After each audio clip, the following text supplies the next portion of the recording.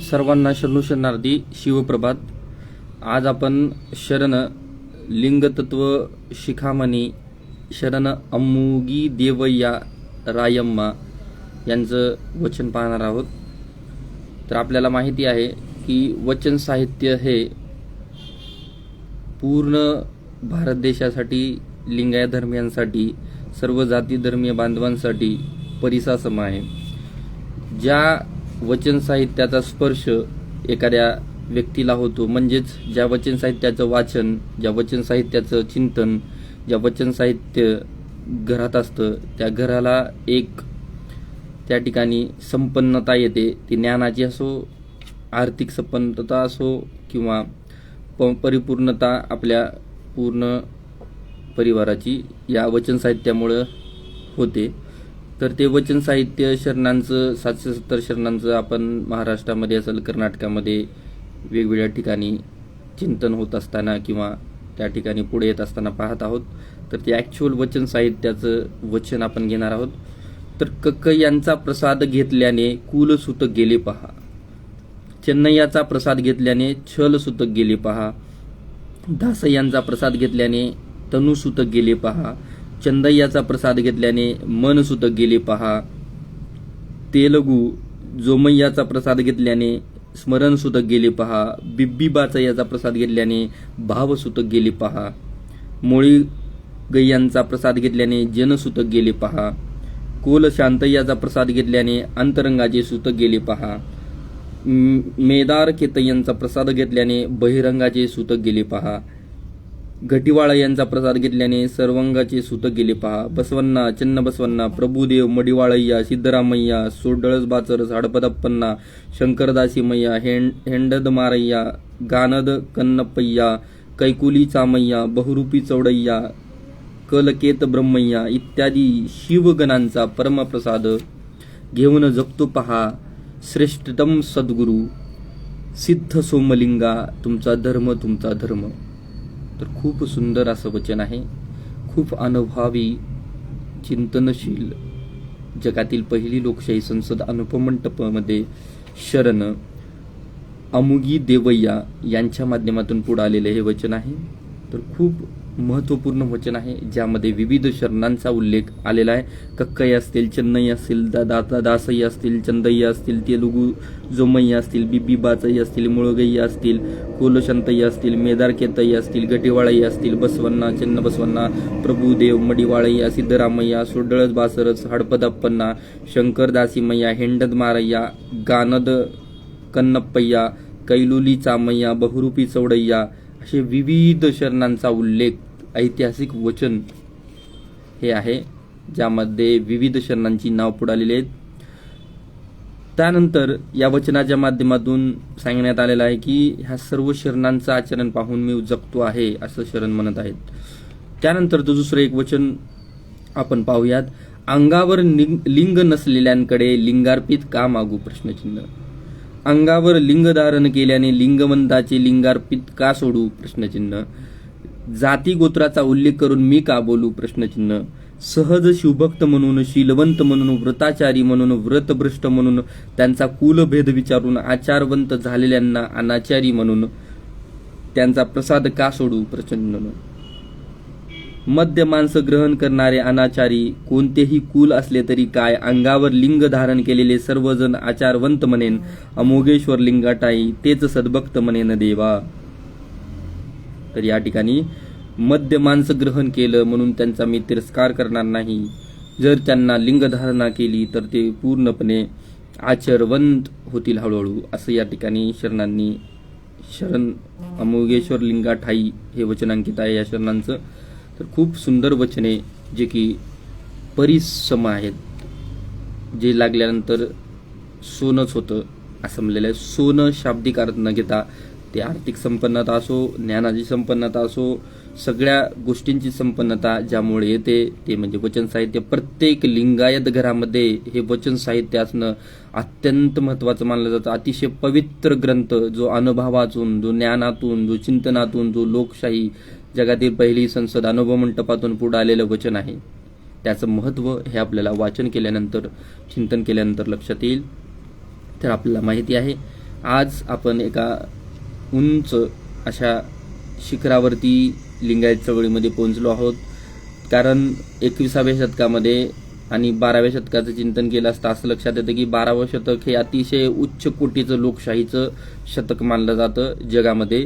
कारण की पूर्ण जगामध्ये लोकशाहीची सुरुवात महात्मा बसवांना व 770 शरणांनी अनुभव मंटप लोकसंसदेच्या माध्यमातून सुरुवात केली आणि त्यानंतरच विविध देशांमध्ये विविध राज्यामध्ये त्या ठिकाणी लोकशाहीसाठी प्रयत्न झाले. विविध देश त्या ठिकाणी या लोकशाहीचा अभ्यास करून चिंतन करून त्यावर त्याचं आदर्श मानून कार्य करून स्वतंत्र झाले आणि अशा पद्धतीनं स्वतंत्रतेचा अहंकार पूर्ण लोकशाहीचा अहंकार 12व्या शतकापासून सुरुवात झाला आणि त्याचं चिंतन करणं त्याचं आचरण करणं आणि त्या विचाराला जगामध्ये भारतामध्ये पुढे नेणं हे प्रत्येक भारतीयांचं किंवा भारतामध्ये लोकशाहीसाठी काम करणाऱ्या कार्यकर्त्यांचं हे कर्तव्य आहे. म्हणून आपल्याला जे काही भारत देशामध्ये विविध चळवळी आहेत, वेगवेगळ्या महापुरुषांच्या विचारधारेवर काम करणारे चळवळ असतील किंवा लिंगायत धर्म विचारधारेवर काम करणारी चळवळ असेल, या सर्व कार्यकर्त्यांवरती खूप मोठी जबाबदारी लोकशाहीची आहे आणि त्या ठिकाणी ही खूप मोठी जबाबदारी आपण आपलं कायक वे कैलास करत त्या ठिकाणी पार पाडत आहोत आणि यासाठी सर्वांनी एकत्रित राहून सतत चिंतन करत लोकशाहीमध्ये आपल्याला कशा पद्धतीने काम करता येईल हे आपल्याला पाहणं गरजेचं आहे. बसवांनांनी कायक वे कैलास करून स्वतःचा पैसा स्वतः कमवून स्वतःचं घर व्यवस्थित चालवून उरलेल्या वेळामध्ये त्या ठिकाणी जंगम कार्य म्हणजेच देशामध्ये लोकशाहीसाठी काम करण्यासाठी सांगितलेलं आहे. हे आपल्या त्या ठिकाणी विचारामध्ये तर आहेच पण आचरणामध्ये सुद्धा येणं खूप गरजेचं आहे. आपण पाहत आहोत 21व्या शतकामध्ये आज आपण महात्मा बसवांना जे लोकशाहीचे जनक अनुभव मंटप प्रथम भारतीय लोकसंसदेचे जनक म्हणून पाहतो, त्यांची जयंती ही या ठिकाणी आपण करणं आवश्यक आहे. घरोघरी महात्मा बसवांनांची जयंती, त्यांच्या विचारांचं त्या ठिकाणी चिंतन, त्यांच्या विचारधारेवरती आधारित त्यांच्या वचनावरती आधारित चिंतन होणं, इष्टलिंग पूजा करणं, इष्टलिंग योग करणं, अनुभव मंटप घेणं गरजेचं आहे.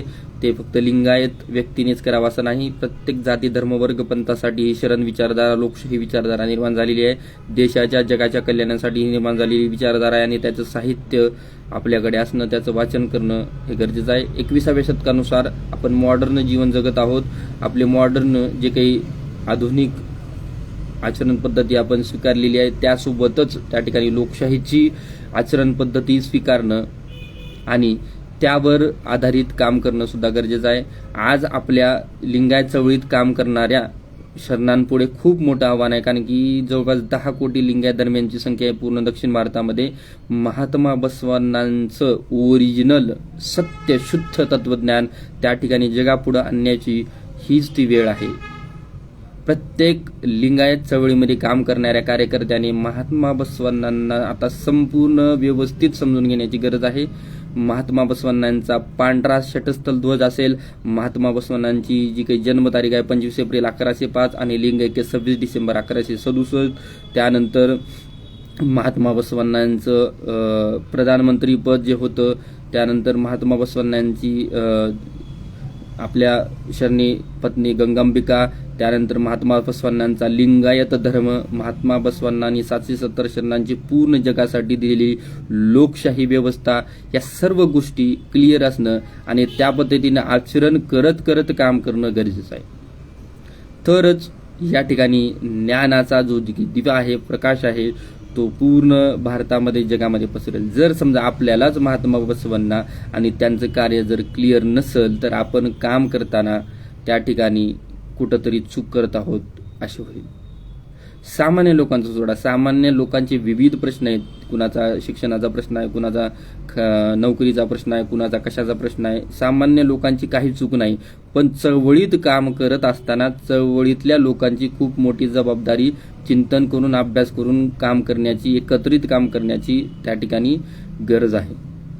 हे पूर्ण तत्वज्ञान क्लिअर रूपी जगासमोर जाणं गरजेचं आहे.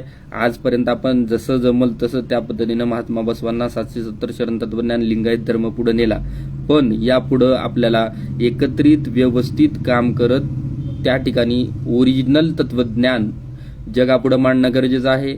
आपण स्वतःचा विचार कमी मांडला तरी चालेल, पण महात्मा बसवण्णांचा सत्य शुद्ध विचार त्या ठिकाणी मांडणं गरजेचं आहे. आपलं शिक्षण, आपला कायक, आपलं घर सर्व काही सांभाळून रविवारी किंवा उरलेल्या वेळामध्ये त्या ठिकाणी हे काम करणं खूप गरजेचं आहे. ही खूप मोठी जबाबदारी आहे. तर या महात्मा बसवण्णा यांच्या 25 एप्रिल या जयंतीनिमित्त किंवा जे कोणी व्यक्ती वेगवेगळ्या तारखेनुसार किंवा वेगवेगळ्या डेटनुसार वेळेनुसार जी की जयंती साजरी करत आहेत, ही खूप मोठी बाब आहे. विचारांचा जागर जास्तीत जास्त व्हावा. वेगवेगळी व्याख्याने वेगवेगळ्या गावामध्ये लावण्यात यावीत, वेगवेगळे कार्यक्रम घेण्यात यावेत. त्यानंतर आपल्या घरामध्ये सुद्धा ही जयंती होणं गरजेचं आहे. त्यानंतर 2027 साली बसव कल्याण येथे अनुभव मंडपाचं उद्घाटन होणार आहे. त्या ठिकाणी राष्ट्रपती येतील किंवा प्रधानमंत्री सुद्धा येण्याची शक्यता आहे. आणि अशा पद्धतीनं 5 दिवसीय कार्यक्रम सुद्धा 2027 मध्ये होणार आहे. तर खूप मोठं त्या ठिकाणी संक्रमण लिंगायत धर्मियामध्ये 21व्या शतकामध्ये होत आहे.